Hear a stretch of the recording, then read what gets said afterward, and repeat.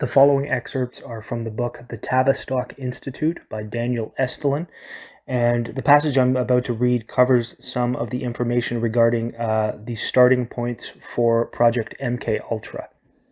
This is called Liberation Through Drug Abuse. Earlier, in 1952, a proposal was issued to the Directors of Central Intelligence outlining the funding mechanisms for highly sensitive CIA research and development projects that would study the use of biological and chemical materials such as LSD in altering human behavior. On April 13, 1953, MKultra was established for the express purpose of researching and developing chemical, biological, and radiological materials to be used in clandestine operations and capable of controlling or modifying human behavior. Quoting Jeffrey Steinberg, as these monstrous notions of mass social engineering were being presented as the quote-unquote humanistic alternative to world war in the age of the atomic and hydrogen bomb, crucial projects were being launched that would shape the implementation of this brave new world and bring us today. It is noteworthy that one of the four directors of the Authoritarian Personality Project, R. Nevitt Sanford, played a pivotal role in the 1950s and 60s experimentation and eventual mass usage of psychedelic drugs. The Authoritarian Personality Project of the late 1940s was responsible for engineering the baby boomer drug rocks sex counterculture of the 1960s.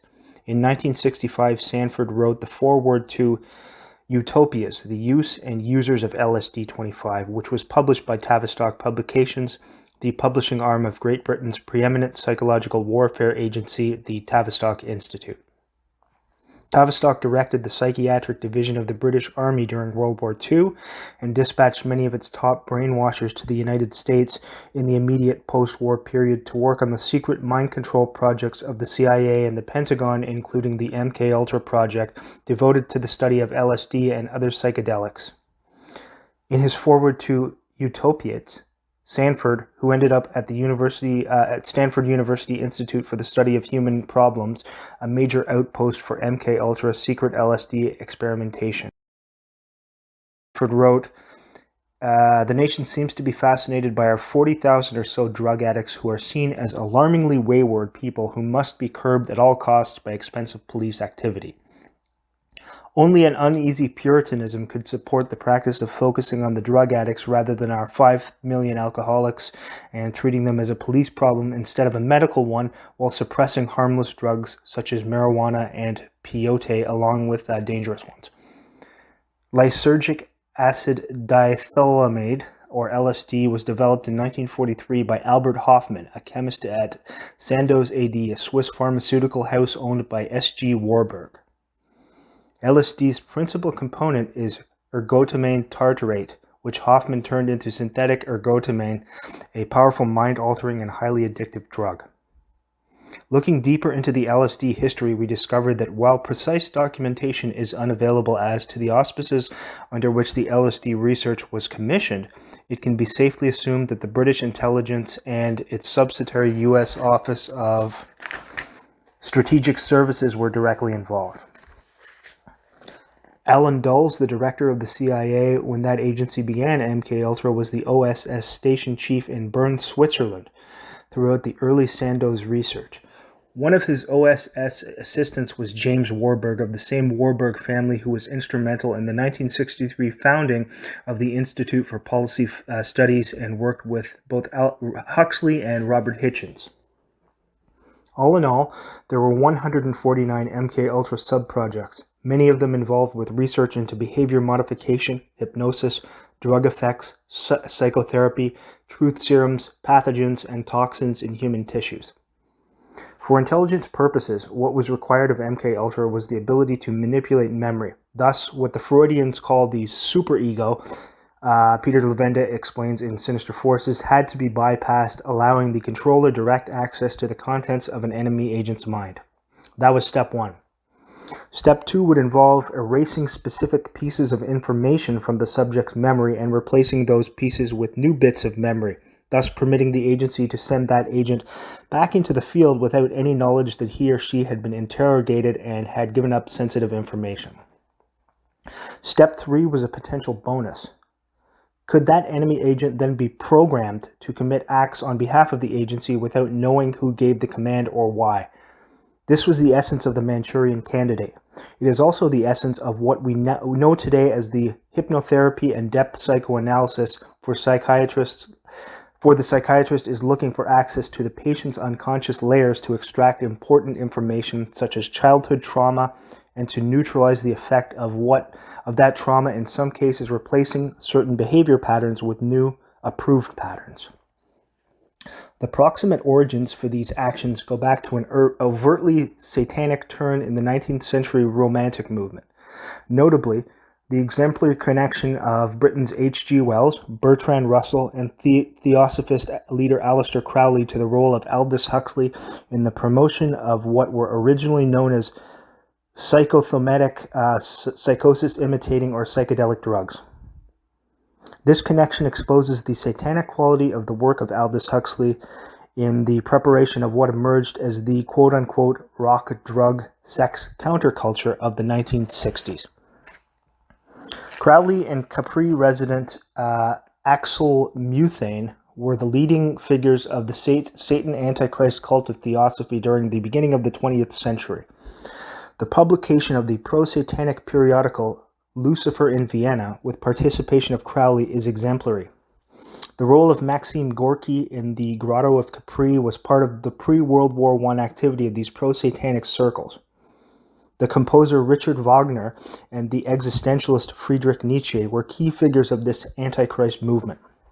From Wenthe et al., the original Antichrist was the Emperor Tiberius, whose son-in-law Pontius Pilate executed Jesus Christ. This was the circle into which Aldous and Julian Huxley were introduced by H.G. Wells and Bertrand Russell during the late 1920s and early 1930s. Quote, notably, the Josiah Macy Jr. Foundation of the 1940s and 1950s served as one of the principal covens where the architects of the 1960s rock, drug, sex counterculture often met, unquote. Firstly, ISIS is a drug cult. It is a cult of high priests and secret rituals. These secret rituals have been kept inside the British royal family and their ruling class friends for centuries. The cult was practiced in Egypt during the Third Dynasty of the Old Kingdom circa 2780 BC. ISIS worship is essentially pagan, primitive mother worship. The ISIS priesthood is a closed circle, and its nobility practiced social control, total subjugation of man's free will, exploitation and subjugation of people. The ISIS cult was popularized, minus its secrets, by ISIS high priest Bulwer Lytton's work, The Last Days of Pompeii. Bulwer Lytton's son, Edward, was Viceroy and Governor-General of India from 1876 to 1880, when exports of Bengal opium to China were greatly stepped up. Bulwer Lytton was the mentor of Lord Palmerston, who led the British Parliament during the Opium Wars that forced an unwilling China to not only continue, but also expand the sale of opium in that country. Russian occultist Madame Blavatsky further popularized the cult of ISIS through her book ISIS Unveiled. Lord Bertrand Russell, who joined with the Frankfurt School in this effort at mass social engineering for the purposes of destroying man's creative powers, as well as wrecking European and American cultures, spilled the beans in his 1951 book, The Impact of Science on Society. He wrote, quote, physiology and psychology afford fields for scientific technique which still await development. Two great men, Pavlov and Freud, have laid the foundation. I do not accept the view that they are in any essential conflict, but what structure will be built on their foundations is still in doubt. I think the subject which will be of most importance politically is mass psychology. Its importance has been enormously increased by the growth of modern methods of propaganda.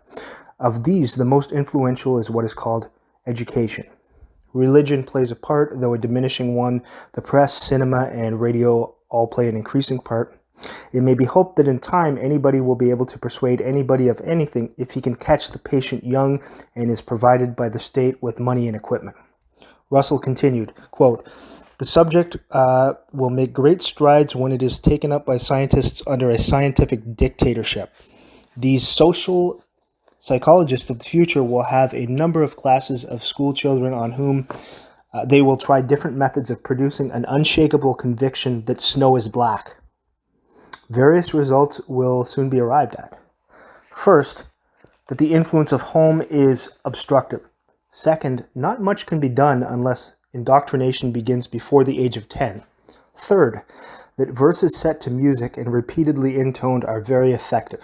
Fourth, that the opinion that snow is white must be held to show a morbid taste for eccentricity. But I anticipate, it is for future scientists to make these maxims precise and discover exactly how much it costs per head to make children believe that snow is black, and how much less it would cost to make them believe it is dark gray.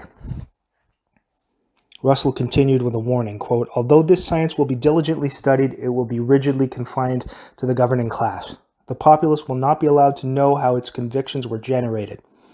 When the technique has been perfected, every government that has been in charge of education for a generation will be able to control its subjects securely without the need of armies or policemen." The Russells, an English noble family, came into their own during the reign of Henry VIII. Earl Bertrand Russell was the grandson of Lord John Russell, 1798 to 1878, twice Prime Minister during the reign of Queen Victoria. It was Lord Russell who proposed the development of mass drugging of populations as a method of social control through decriminalization of marijuana and other dangerous psychotropic drugs, and the modification of the use of language to provide methods of mass social manipulation. Linguistics. The drug side of the Russell Project was picked up chiefly by Aldoushuxley. Aldoushuxley was a grandson of the famous biologist Thomas Henry Huxley, whose outspoken support of Charles Darwin's theory of evolution earned him the nickname Darwin's Bulldog. It was Thomas Huxley, a leading member of the Metaphysical Society, which was founded in 1869 in an attempt to forge a more effective intellectual elite out of the membership of the Oxford Essayists and Cambridge Apostles, who coined the term agnosticism. Huxley and his leading circles denied the ability of man to actually know anything, the so-called, quote-unquote, no-soul doctrine that was at the heart of Wells' book, Open Conspiracy. Unlike his grandfather, Aldoushuxley was a novelist who liked to experiment with drugs to discover his inner creativity and spiritual connection. Drugs, more than evangelists, he believed, had the psychedelic power to tap into his spiritual well of visions. Even a fleeting experience of self-transcendence could shatter society's traditional way of thinking about religion in each person's pursuit of a deeper and more meaningful spiritual life. Huxley predicted that religion would be transformed from an activity mainly concerned about symbols to an activity mainly concerned with experience and intuition driven by mystical inspiration. It all went back to Thomas Huxley's basic teaching. The unifying theme was the denial of the nobility of man, as expressed in the provable power of the human mind to create and discover new ideas. Aldous Huxley was a lifelong collaborator with Arnold Joseph Toynbee, an economic historian whose 12-volume analysis of the rise and fall of civilizations examined history from a global perspective. Huxley met Toynbee at Oxford, where he was tutored by H.G. Wells, who was T.H. Huxley's protege. While Wells went on to become the head of British foreign intelligence during World War I, Toynbee sat on the Royal Institute of International Affairs, RIIA Council in Chatham House, interlocked with the CFR in the United States for 50 years. During World War I, he also headed the research division of the Intelligence Department for the British Foreign Office and was delegated to the Paris Peace Conference in 1919. From 1925 to 1955, he served as the Director of Studies for the RIIA, and then during World War II, he became Prime Minister Winston Churchill's briefing officer. In an excellent investigative report on the Aquarian conspiracy, Executive Intelligence Review staff explained that Toynbee's theory of history, expounded in his 20-volume History of Western Civilization, was that its determining culture has always been the rise and decline of grand imperial dynasties. At the very point that these dynasties, the thousand-year Reich of the Egyptian pharaohs, the Roman Empire, and the British Empire, succeed in imposing their rule over the entire face of the earth, they tend to decline. Toynbee argued that this decline could be abated if the ruling oligarchy, like that of the British Round Table, would devote itself to the recruitment and training of an ever-expanding priesthood dedicated to the principles of imperial rule. Whereas Toynbee appealed to the highbrow intellects of the British aristocracy, Wells' science fiction stories had squarely positioned him as a pop star of the time. According to Wells, world revolution was only attainable through an open conspiracy, blueprint for a world revolution, using counterculture as a battering ram on an unsuspecting public. Wells wrote, "It will appear first, I believe, as a conscious organization of intelligent and quite possibly in some cases wealthy men, as a movement having distinct social and political aims, confessedly ignoring most of the existing apparatus of political control or using it only as an incidental implement in the stages, a mere movement of a number of people in a certain direction who will presently discover with a sort of surprise the common object toward which they are all moving. In all sorts of ways, they will be influencing and controlling the apparatus of the ostensible government." From his experience as one of the initiates at the Children of the Sun, a Dionysian cult comprised of the children of Britain's roundtable elite, Aldoushuxley gained material to create his famous novel Brave New World, published in 1931. Brave New World is a virtual blueprint of a true-life future one-world socialist government, or as Fabian mentor H.G. Wells paraphrased the title for one of his own popular novels, The New World Order, The Open Conspiracy, Blueprints for a World Revolution, which openly examines how this New World Order could be attained ostensibly for world peace and human evolution. Remember, the goal of Wells, Russell, and Huxley and company is the destruction of the sovereign power of the nation-state, and with it, the elimination of a philosophical, cultural, and religious tradition dating back more than 2,500 years. So what is it that makes an open conspiracy open, as in placed there in plain sight for everyone to see? Larry Hecht explains, "What makes the open conspiracy open is not the laying out of some secret master plan, not the revealing of the membership roster of some inner sanctum of the rich and powerful, which the typical deluded populace supposes to be the secret power in the world. It is, rather, the understanding that ideas, philosophy, and culture control history. What constitutes a conspiracy for good or evil is a set of ideas which embody a concept of what it is to be human and a conception of man's role in universal history." It was H.G. Wells who first introduced Huxley to Satanist Aleister Crowley. Crowley was a poster child of the occult that developed in Britain from the 1960s under the influence of Edward Bulwer Lytton, the Colonel Master under Lord Palmerston during the Second Opium War. In 1886, Crowley, William Butler Yeats, poet and Nobel Prize winner, and several other Bulwer-Lytton protégés formed the satanic Isis Urania Temple of Hermetic Students of the Golden Dawn.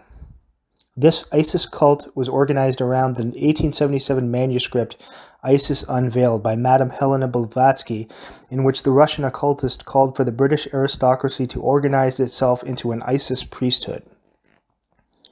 Crichton Zoakos explains that among the other initiates in the Children of the Sun were T.S. Eliot, W.H. Auden, Sir Oswald Mosley, and D.H. Lawrence, Huxley's homosexual lover.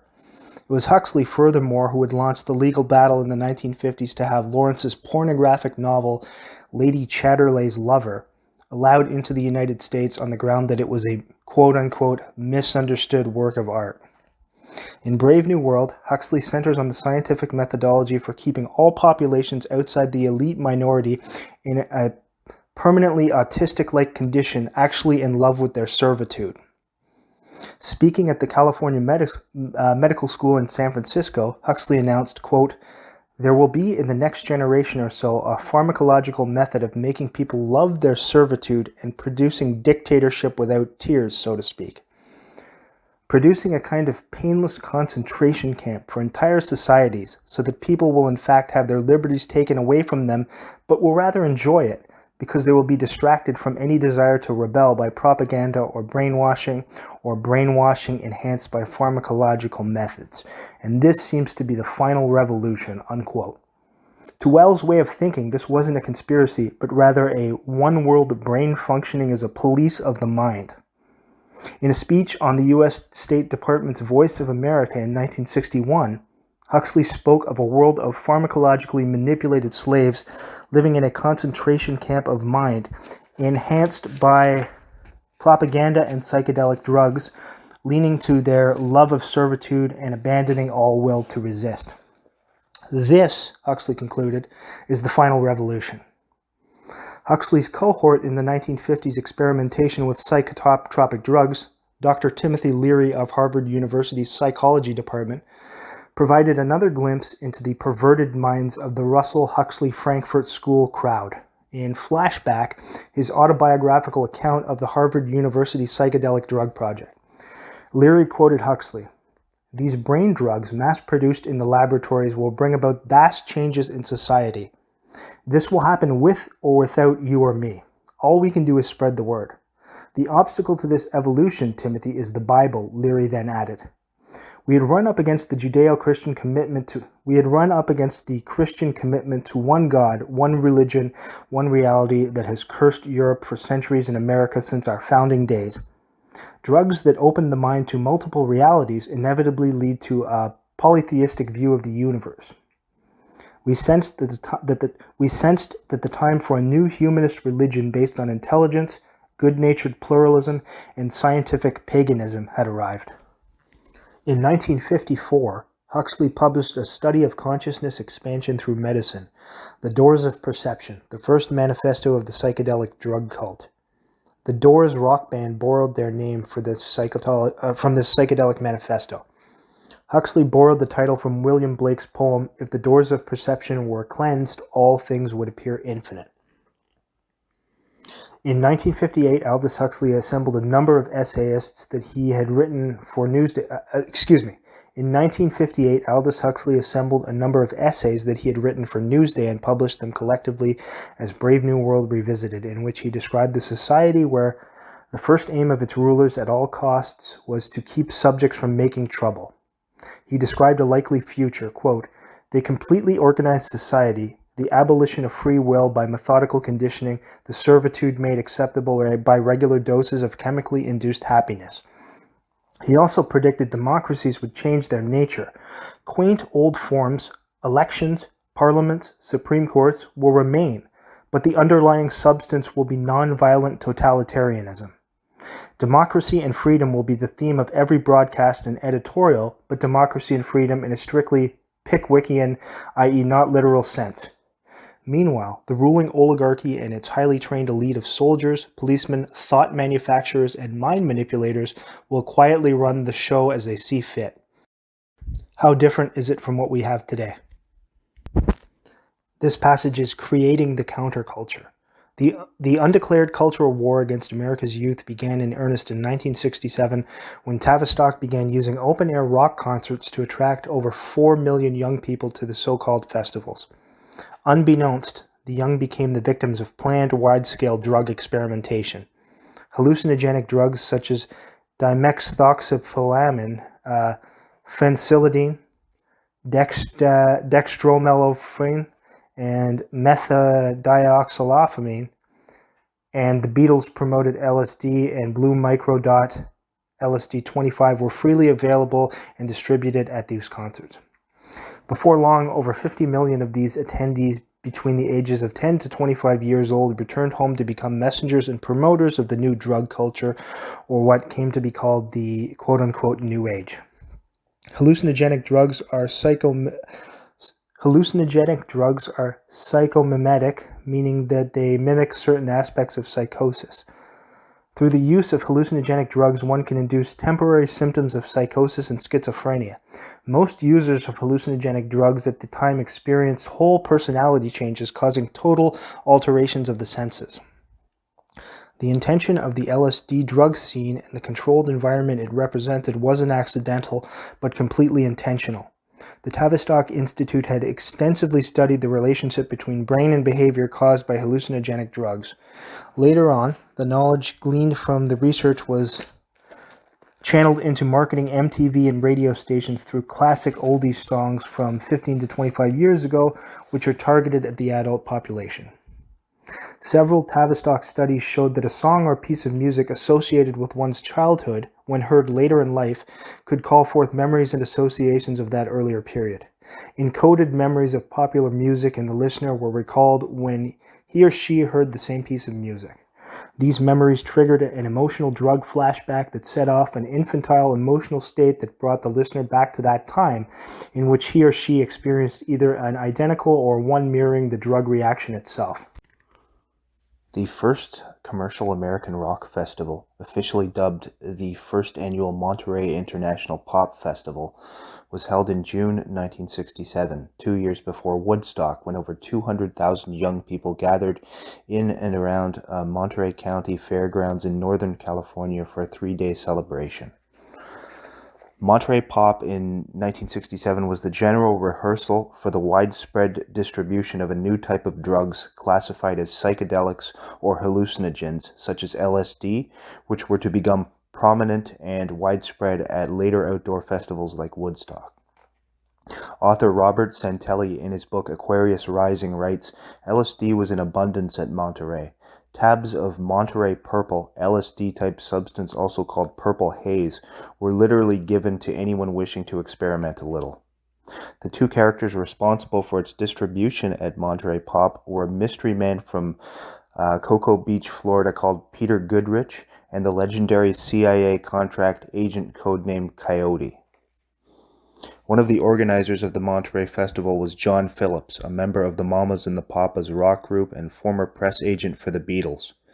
Phillips was closely linked with Roman Polanski and his wife Sharon Tate, Mama Cass, lead singer of the Mamas and the Papas, Dennis Wilson of the Beach Boys, and many other Hollywood celebrities who in turn were linked with Charles Manson's family.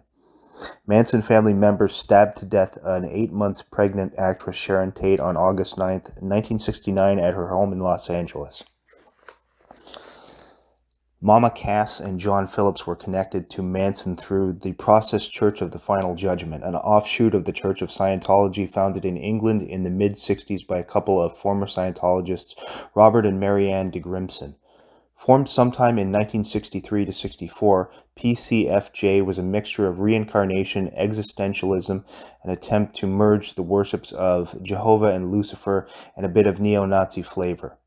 It is significant that the Process's legal work was handled by an elite Wall Street law firm, Morrison McVeigh, whose main backer was the American Family Foundation, who used intelligence-connected mind control experts such as LSD researcher Dr. Louis Jolion West to orchestrate cult anti-cult hysteria. Dr. West was a major participant in the CIA's MKultra, which came out of the Tavistock Instutute studies of Nazi social control techniques. People with only a passing knowledge of the Manson case usually don't realize that the Beach Boys recorded one of Manson's songs and released it as a B-side of their cover of the old Ursel Hickey 1958 hit Bluebirds Over the Mountain, a song about lost love. The title of the song was suggestive of the CIA mind control operation. Bluebird was a program for exploring the uses of hypnosis and other means to protect the recently created CIA and its personnel from enemy psychic penetration. Bluebird. Is there a reason Manson's song was on the flip side of the Bluebird cover? Had the CIA's Bluebird escaped? Was Manson a quote-unquote Bluebird, i.e. a mind control subject gone amok? As Peter Levenda explains in Sinister Forces, the land of memory was the target of the Bluebird project. To enter that land in another person's mind, to go through the drawers, rearranging the furniture and leave unnoticed. The Korean War was fought to a stalemate, Vietnam was raging all around us, Africa was ablaze in godless communists holding up the upper hand. In America, the year 1968 was the pivotal year in the lives of most people of the generation. It was a time of multiple assassinations, civil unrest, the riots at the Democratic National Convention in Chicago, probably staged. That's just me saying that, not part of the book, but probably staged, those riots. And the election of Richard Nixon as president. And this section is called The Age of Aquarius Woodstock Music Festival.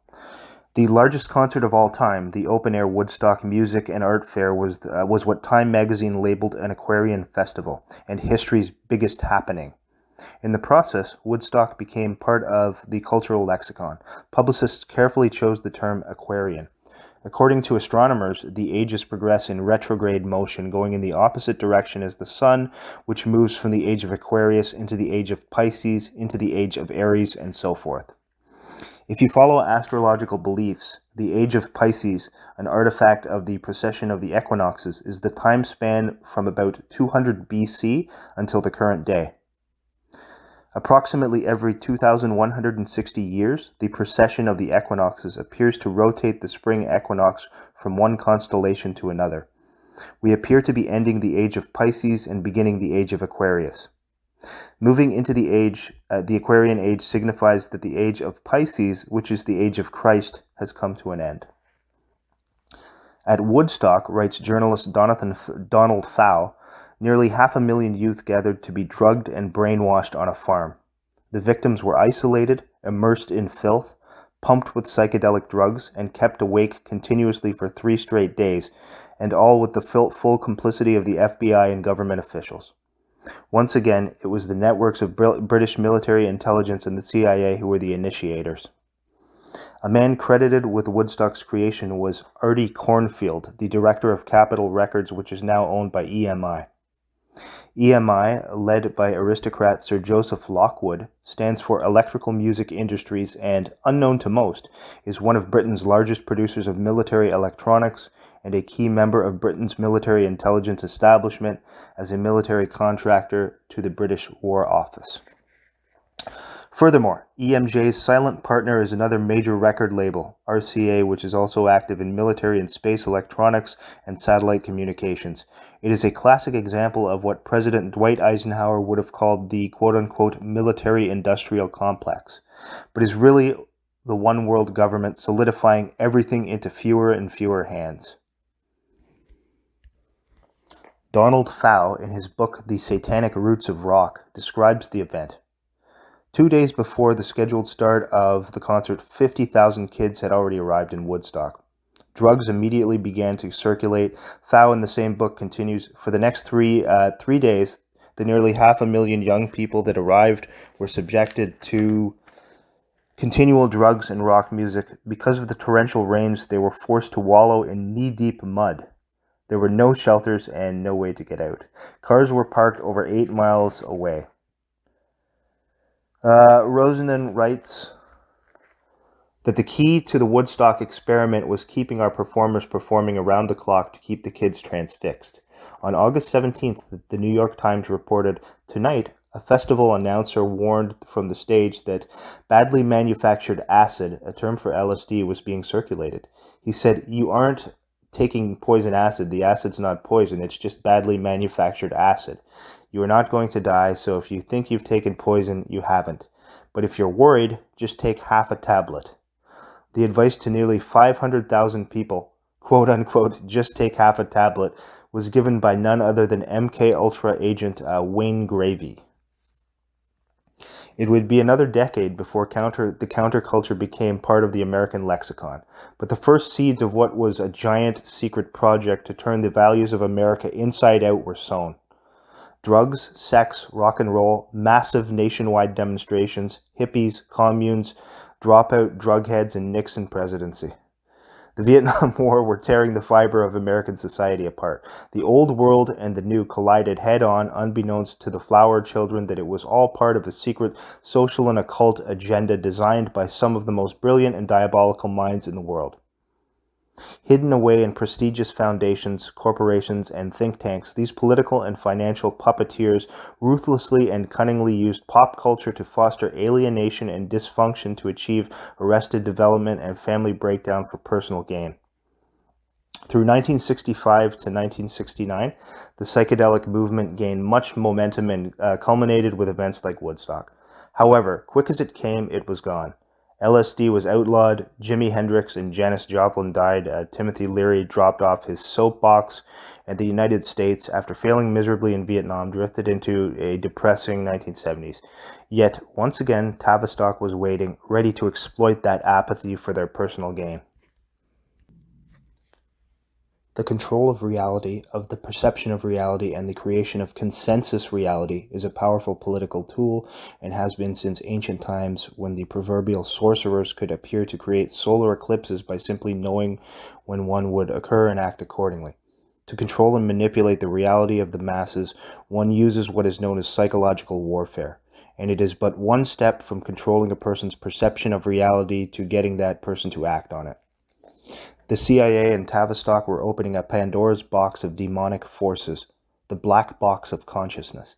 The techniques included drugs, various forms of hypnosis, and even more extreme measures such as those developed by Dr. Irwin Cameron in Montreal, procedures known as psychic driving, which involves drastic sensory deprivation sessions in an effort to wipe the consciousness clean and record a new consciousness over the old, much the same way we would record over a used cassette tape.